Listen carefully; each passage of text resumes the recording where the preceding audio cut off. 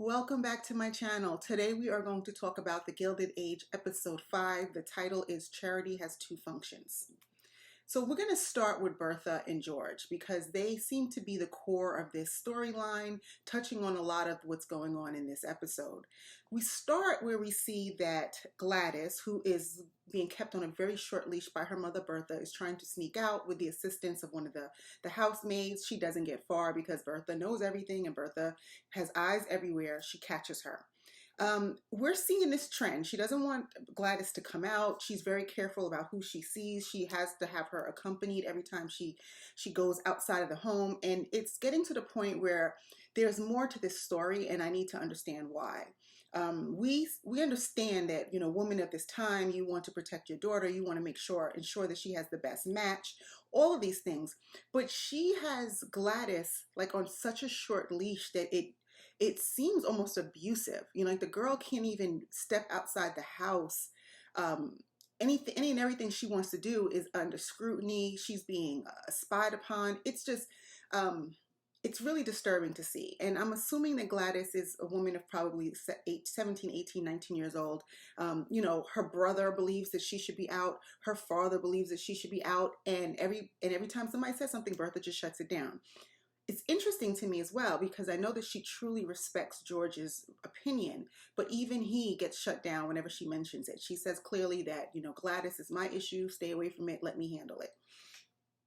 This is all illustrated in this episode because we know that Gladys has been interested in this young man, Archie Baldwin. And the thing here that's confusing is that Archie comes from a good family. His family has a house on Fifth Avenue. They have a house up in Newport or someplace like that. So his father is a politician or something. So he comes from good stock. And even when George brings it up to Bertha, like, this is a good kid who comes from a good family. Like, what's the problem? And Bertha just keeps saying, I want better. I want better for her, but she's not clarifying what that means. So they decide to finally invite Archie to dinner. And now we're thinking, okay, maybe they'll be open-minded. Maybe they'll actually get to meet this young man, see what he's all about, and kind of loosen the reins a little bit. However, it was all a setup. They bring him to dinner. Gladys's hopes get all excited and her hopes get up. Archie's as well because he's thinking, oh, I finally got an invitation. They finally want to meet me. They have a great dinner. And afterwards, he steps aside with George, and George, no pun intended, railroads him. He tells him, listen, I know that you are seeking to be an investment banker and I can help you. I can offer you some assistance. I know this organization who has invested in my company. I think it's called the Seligman Brothers. And I can introduce you to them and they can put you on into this high profile role. You can become an investment banker and it's almost assuredly going to lead you to be a rich man.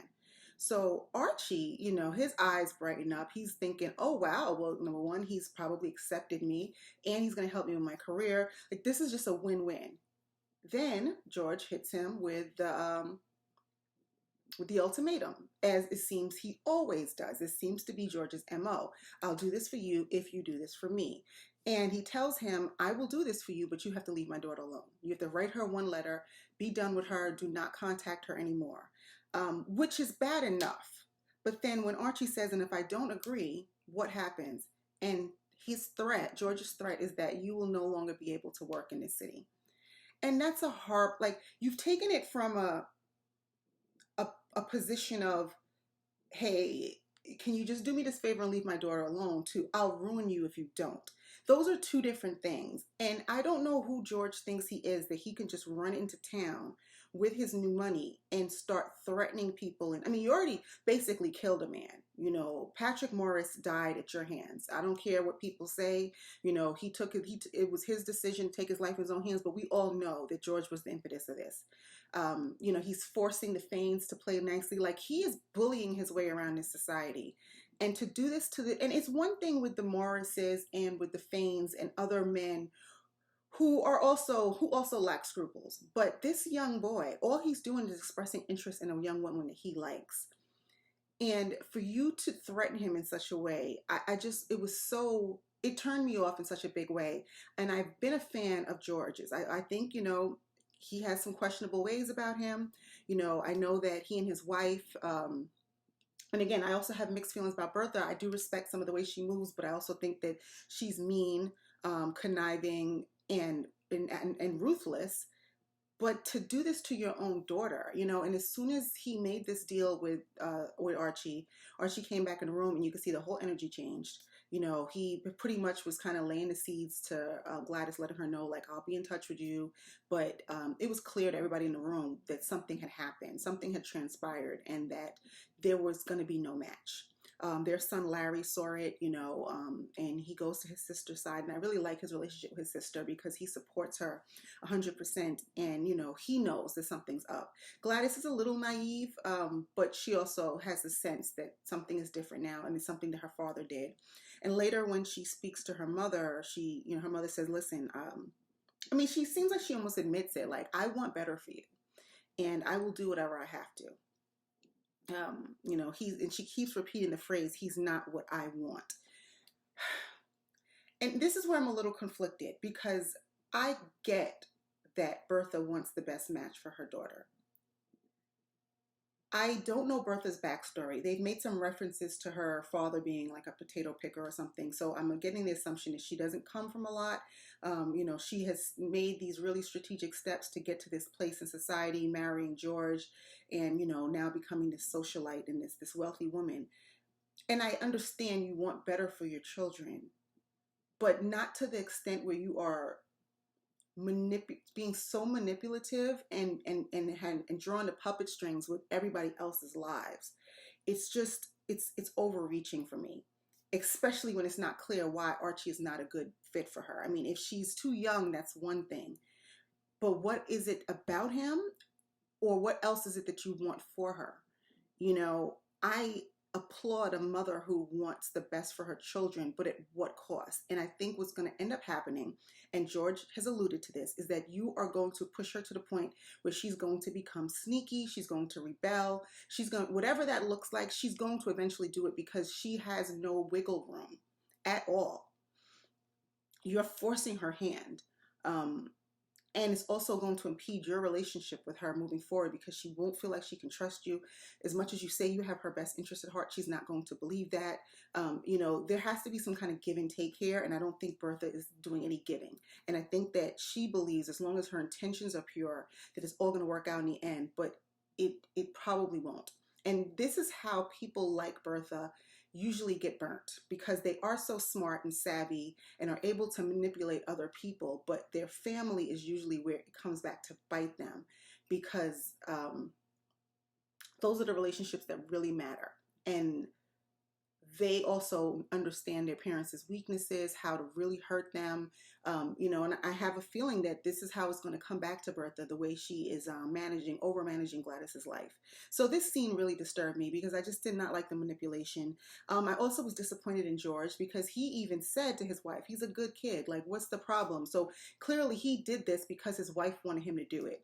He did not on his own make this decision. So he's allowing his wife to railroad him and to make decisions that he knows is hurting his daughter. And I just, you know, there draws a line where you guys are partners, but you also have to, you know, see your child for who your child is, and love them and want the best for them, and realize that sometimes, you know, you might need to weigh in on this. And I know she's a girl, and all affairs of the home seem to be the mother's affair, that means to be under the mother's purview. But I mean, come on, George, like, you love your daughter. Why would you agree to do something like this that you know would hurt her so? So yeah, I did not like that at all. One of the upsides is that the young lady, a young maid, Adelheid, I believe her name is, she's interested in becoming Gladys's lady maid. So, you know, she tells Miss Turner, the trifling Miss Turner, that, you know, she wants to be a lady maid, and that she's been mimicking her and watching her, and she's ready. And of course, Miss Turner dismisses her and is mean to her because she's an awful woman. But Mrs. Bruce wants to help her because she sees that there's some opportunity here. She speaks to Bertha. Bertha agrees. So one upside is that she will have her own lady maid who seems like a decent person and who will be supportive of her. So hopefully this is some kind of consolation prize given what she just went through. What else? Oh, okay. So continuing with Bertha and George, Bertha finally gets her invitation. We saw last week where George had, strong arm Mr. Fane to strong arm Aurora to get Bertha into society. And her way of doing that was introducing her or having a luncheon where Mr. McCallister, who is Mrs. Astor's right-hand man, would be there so that the two of them can meet, and this would be her entree into society. So Bertha gets the invitation and she's elated because she thinks this is her getting her foot in the door. And given what all happened in this episode, I was upset because I kind of wanted her to be snubbed and iced out a little bit because she's just been so mean and she's lacked grace in all of these situations. And now it's like, seems like she's getting what she wants. And I kind of don't want her to get what she wants because she's being a mean girl. But, this is the storyline and this is how it's transpiring. And maybe this will also be her karma. We don't know how Mr. McCallister is really going to deal with her. So let's fast forward to the luncheon. So Aurora hosts the luncheon. It's her husband. Marian is there. Mr. McCallister, obviously. And Marian also wants Mr. Rhaikes, the attorney who she's interested in, to be in attendance. So Aurora has this luncheon.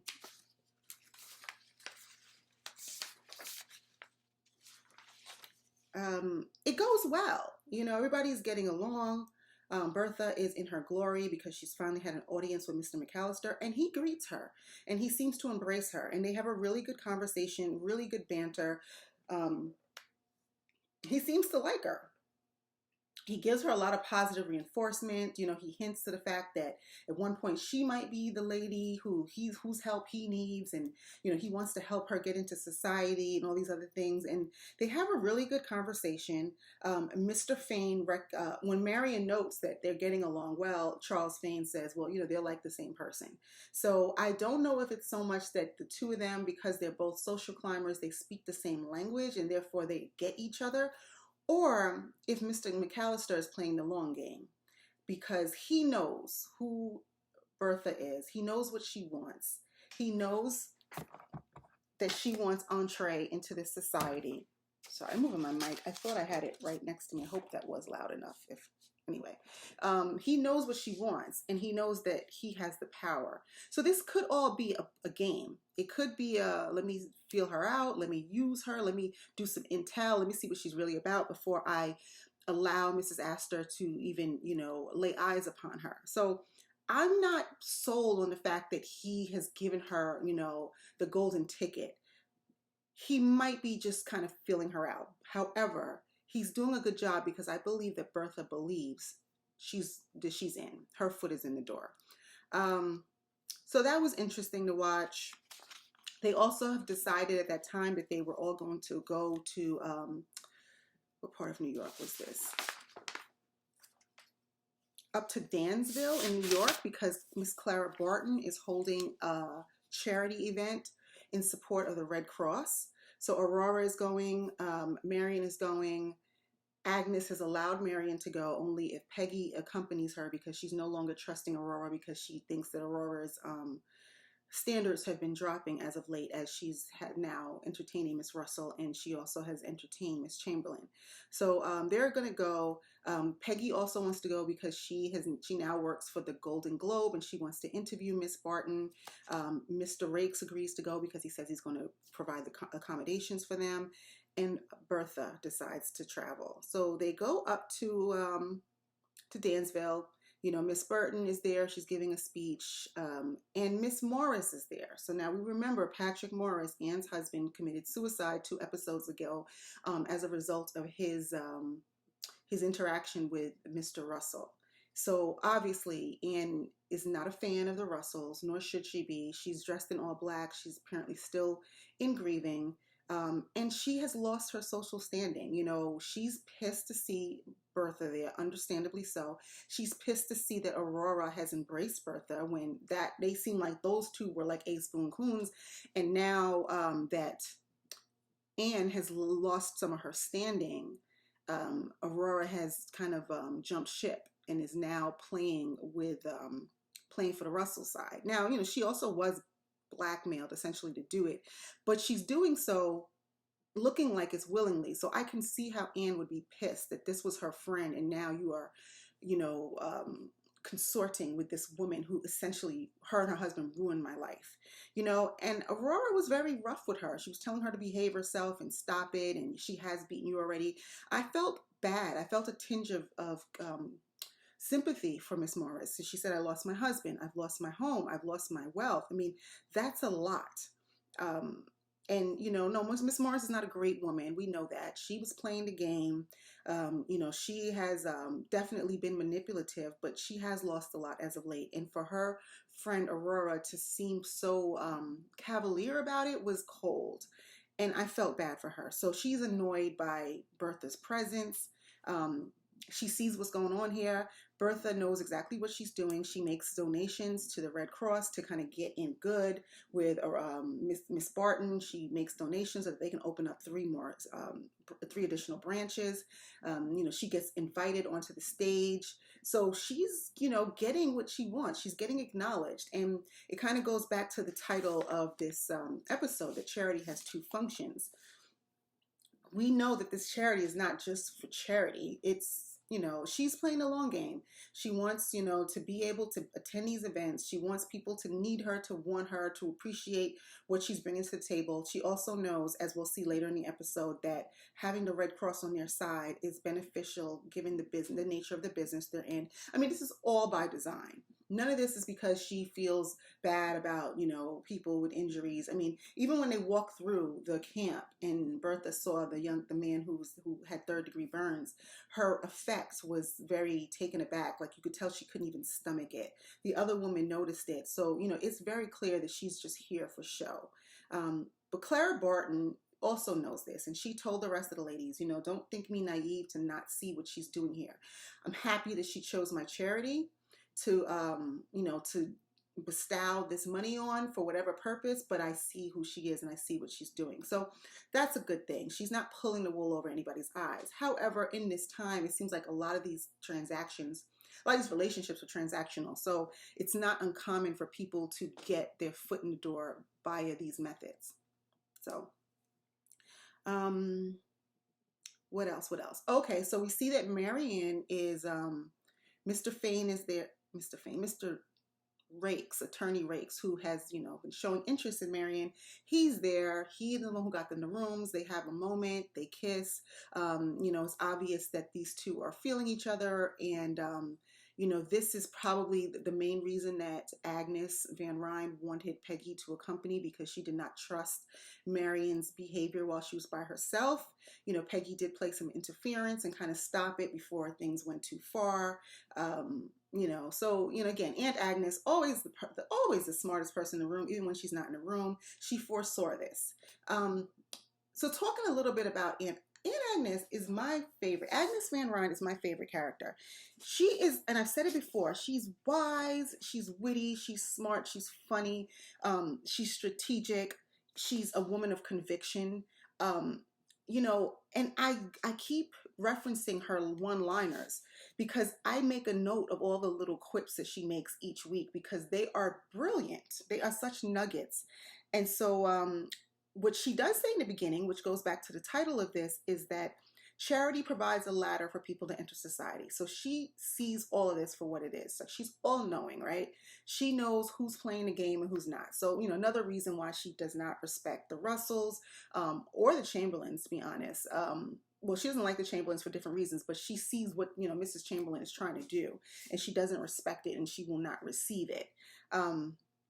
When Marian asked her about Mrs. Astor, because Mrs. Astor is the queen bee, right? So I imagine that Agnes has a lot of respect for Mrs. Astor because of her role in society, but she was honest. When Marian said, do you like her? She said, she's like the rain. She's a fact in life that we must live with. Again, very to the point, direct, honest, and realistic. She's not going to pretend like she adores Mrs. Astor the way some of the other women in society do. She recognizes this woman's place in society. She plays along. But do I like her? Not so much.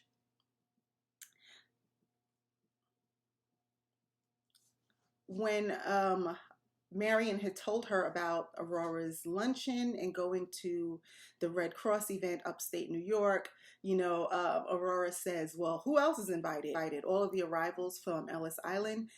She is just so, it's hilarious, and it's quick, and it's dry, and I live for it. Like, I live for her one-liners. And we see, that's where her son gets it from, because Oscar is just as quick and just as funny. And Oscar had an interesting episode, interesting scene in this episode. We see him run into what's this old trifling lady's name? Miss Turner, that woman.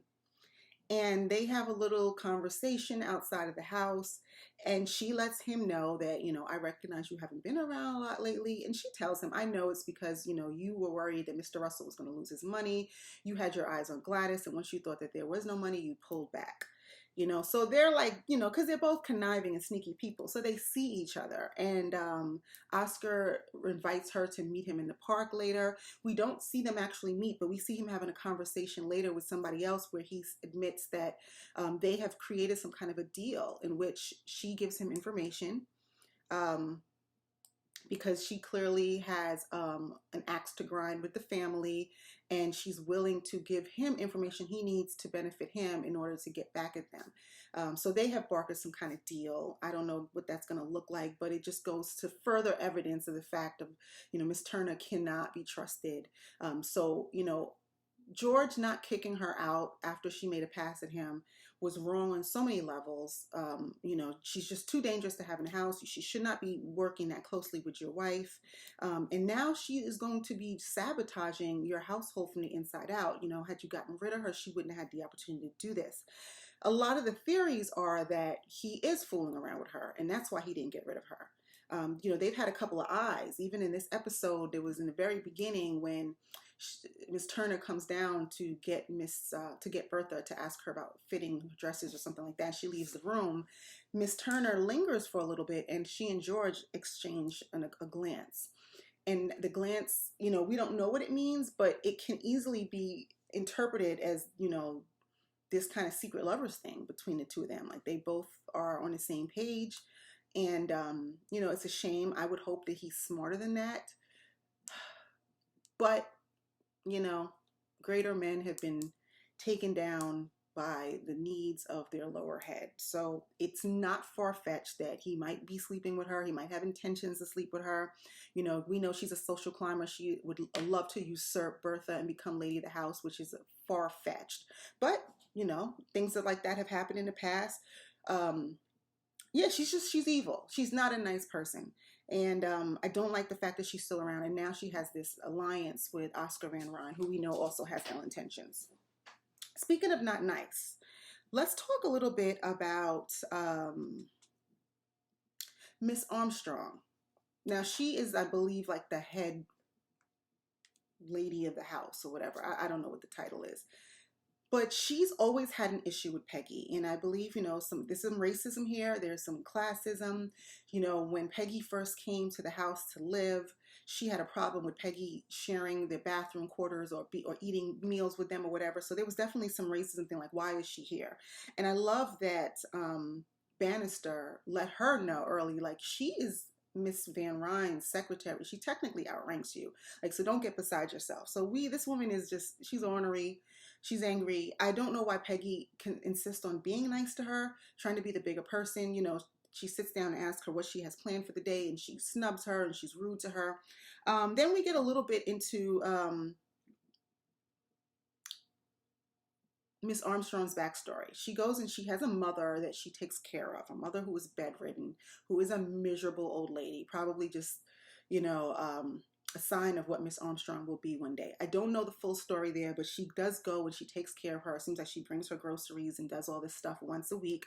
So I don't know what that storyline is all about, but I guess maybe this is supposed to make us have some sorrow or some sympathy for her because, her life outside of the house sucks, or she's got some family mommy issues. I don't know, but to me, it's not enough to justify her behavior in the home. But that's just an aside. I imagine that this is just the tip of the iceberg, and we'll see more about this storyline moving forward.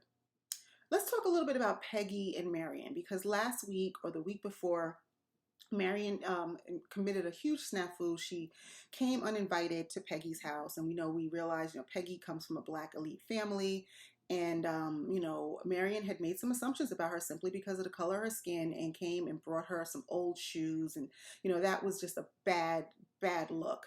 Peggy was gracious enough to receive her apology and to not hold a grudge. But we see that this episode starts, there's still some tension there. And Marian is trying to talk to her. She's trying to, bait her a little bit about the article and, make conversation. And, Peggy is giving her, still giving her the cold shoulder, but also, being polite. And I do like the fact that, Peggy keeps it real with her. She's like, stop trying to intrude in my life. I have my stuff going on. I know what I'm doing. Um, you know, Back off. And don't assume that I need your help or I need your counsel because you are a white woman of privilege. Because again, now Peggy, yes, she on the social ladder, she does fall beneath her because she's a black woman in the late 1800s.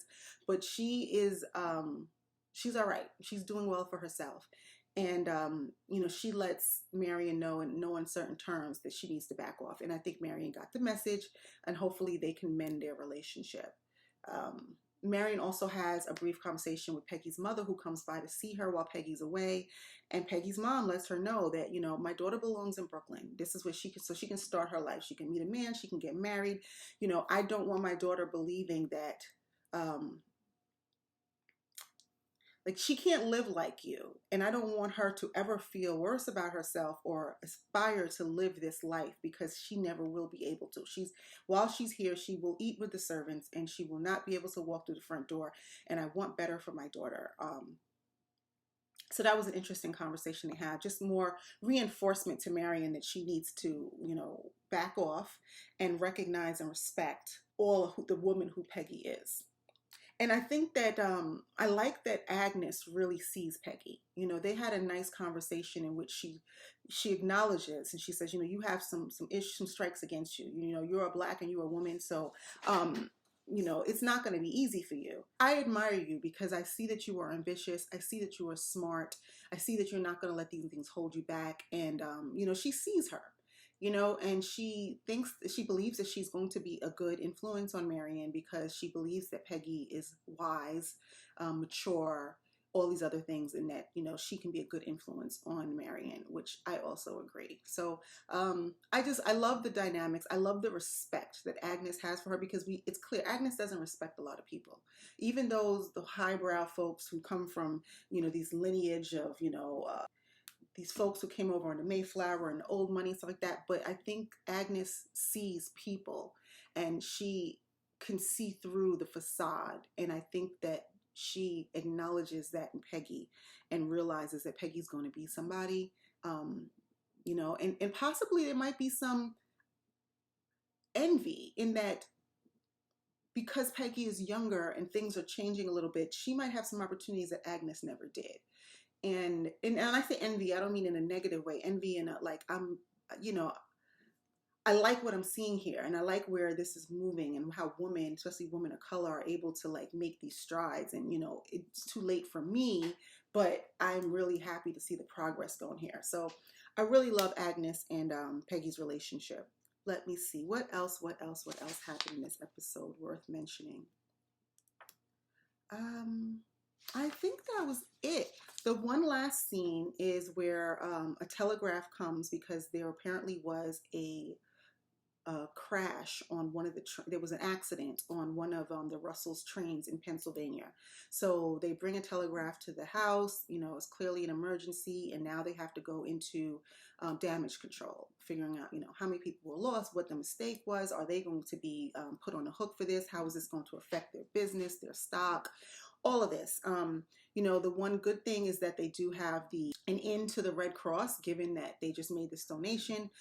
So this was also part of the plan too, in having the Red Cross as an organization that they support, who also can provide them with the resources that they need in order to keep their business running and to, to keep their image up. So, I guess they ended up meeting the Red Cross sooner than they thought they would. But that's going to impact them next week. We see George talking about that this could be a problem. It could damage them. It could take them down. I think there's an exaggeration there. I doubt that it'll be as catastrophic as they are anticipating.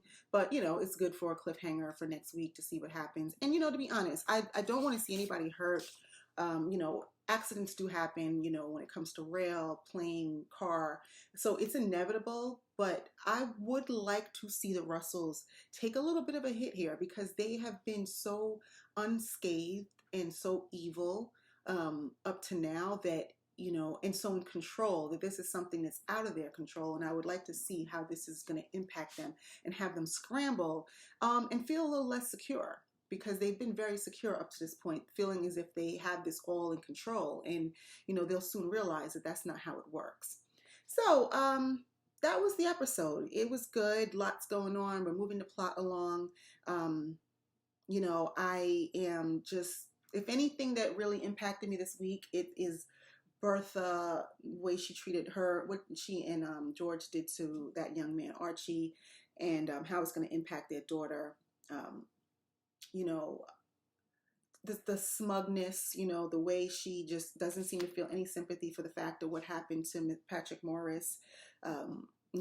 This sense of winning, that she now has had an audience with Mr. McCallister, and that, she's going to be getting the things that she wants. So I'm hoping that they're taking us down this road to think that that's what's going to happen, and then it's not going to happen. And she is going to struggle a little bit because, she's just been sniffing herself a little too much for my own good. But other than that, it was a good episode. And, you guys let me know what you thought about this. What do you think about what they did with Archie? Do you think there's something, what do you think it is about him that makes them not want him or not think he's a good enough match? And will this come back to haunt them? And what's going to happen next as far as this railroad accident is concerned, and what's going on with Mr. McCallister? Is he, is he Team Russell, or is he playing a long game, and why, and what that's all going to look like? So please join the conversation. Please share, like, subscribe. I do these reviews once a week, so if you subscribe, you will get an alert once the new review is uploaded. And let's just keep having this conversation. So thank you for watching, and I will talk to you guys next week. Bye.